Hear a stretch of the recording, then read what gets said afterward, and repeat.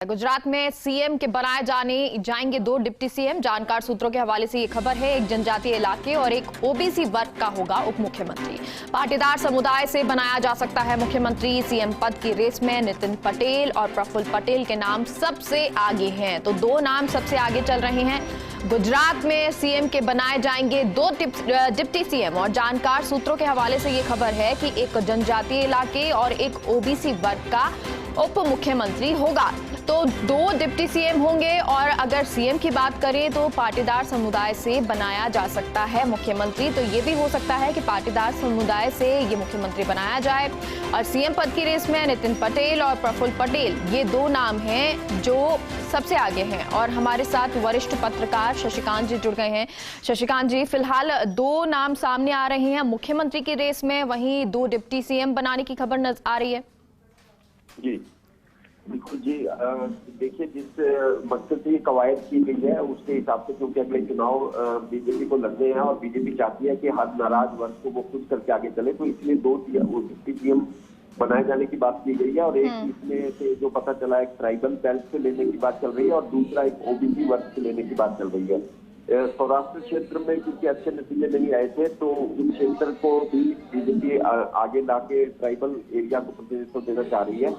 और जो दूसरा इनका समुद्री बेल्ट है, वहां पर जो समुद्री क्षेत्र है उसमें से ओबीसी और खासतौर पर कहा जा रहा है कि कोली समुदाय जो वहां पे है, जो बहुत ही अन्य पिछड़ा वर्ग का एक समुदाय है जिसके ज्यादातर मतदाता है, उनकी संख्या वहां ज्यादा है। तो बीजेपी की कोशिश है कि वो एक ओबीसी से और एक ट्राइबल बेल्ट से ये दो सीएम वहां डिप्टी सीएम बनाए जाने की कवायद वहां पे चल रही है। और इसका निर्णय अंतिम तौर पर पार्टी लगभग ले चुकी है। सिर्फ नाम तय किए जा रहे हैं कि इनमें से किन लोगों को ये प्रतिनिधित्व दिया जाए। और जहां तक सीएम की बात है, जैसे कि आपने भी कहा कि जो पाटीदार समुदाय को खुश करने के लिए, क्योंकि वहां पर क्योंकि पाटीदार समुदाय के लोग काफी समय से नाराज चल रहे हैं, तो यह माना जा रहा है कि वो सीएम के पद पर तैनाती जो होगी पाटीदार समुदाय से व्यक्ति की होगी। और इसमें नितिन पटेल जो हमारे सूत्रों के हवाले से, उनका नाम अभी सबसे आगे चल रहा है। और जिस तरह की उसकी पिछली अभी आप देखें अगर गतिविधियां भी नहीं है नितिन पटेल जी का, जिस तरह को चर्चाओं में रहे, खासतौर पर हिंदुत्ववादी चेहरा उन्होंने एक लिया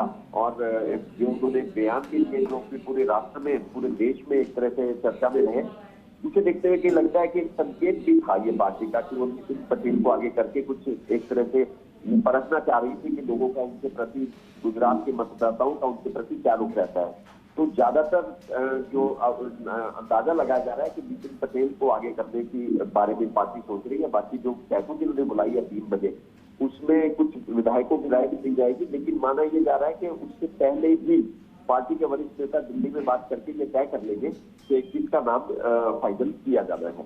जी, और शशिकांत के जैसे दो नाम सामने आ रहे हैं, दोनों ही पटेल हैं, नितिन पटेल, प्रफुल्ल पटेल।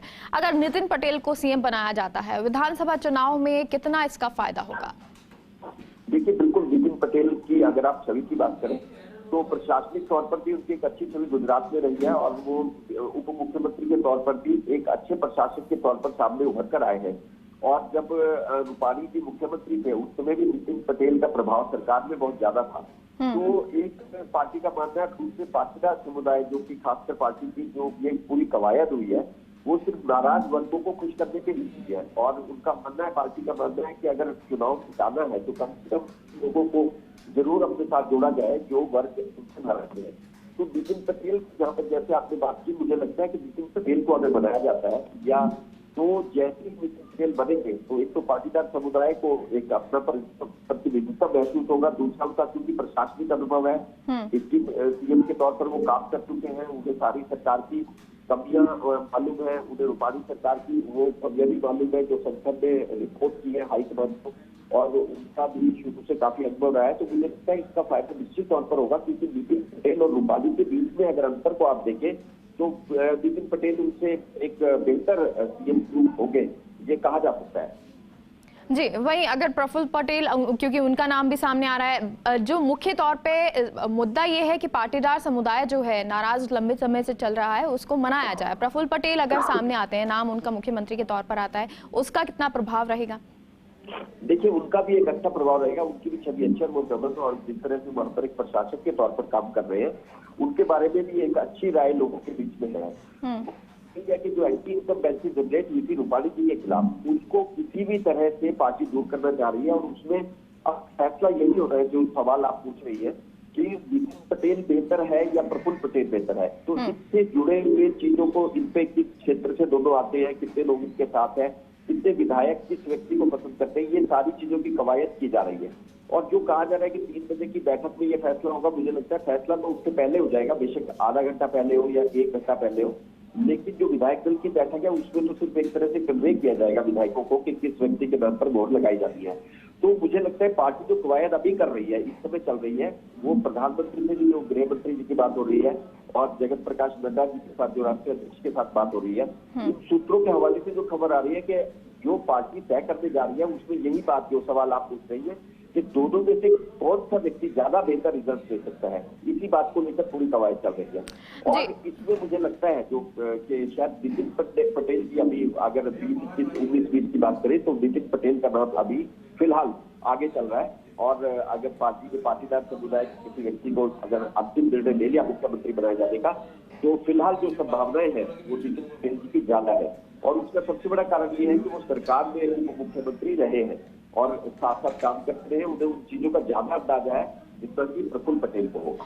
जी शशिकांत, जैसे कि अभी 2 डिप्टी सीएम बनाने की बात भी चल रही है, सीएम की जो बात है, सीएम कौन होगा इसको लेकर भी बैठक चल रही है, लेकिन विधायक दल की जो बैठक होगी उसमें निर्णय होगा, ये साफ होगा। कितने बजे ये विधायक दल की बैठक होगी, कौन कौन इसमें मुख्य तौर पर उपस्थित रहेगा? पर्यवेक्षक क्योंकि बनाया गया है प्रफुल्ल पटेल को, तो क्या प्रहलाद जोशी को पर्यवेक्षक बनाया गया है, तो ऐसे में कौन कौन मौजूद रहेगा उस बैठक में? देखिए, मैं आपको बताऊं, ये सब आप बीजेपी की अगर कार्यप्रणाली को आप देखें, आपने कहा कि ये बैठक रखी गई है जिसमें कि वहां से दिल्ली से उमर जी भी आएंगे पर्यवेक्षक के तौर पर, और दूसरे भी जो आपके नाम भी हमारे हम सुबह से दिखाते हैं खबरों के कौन कौन व्यक्ति का बैठक में मौजूद रहेगा।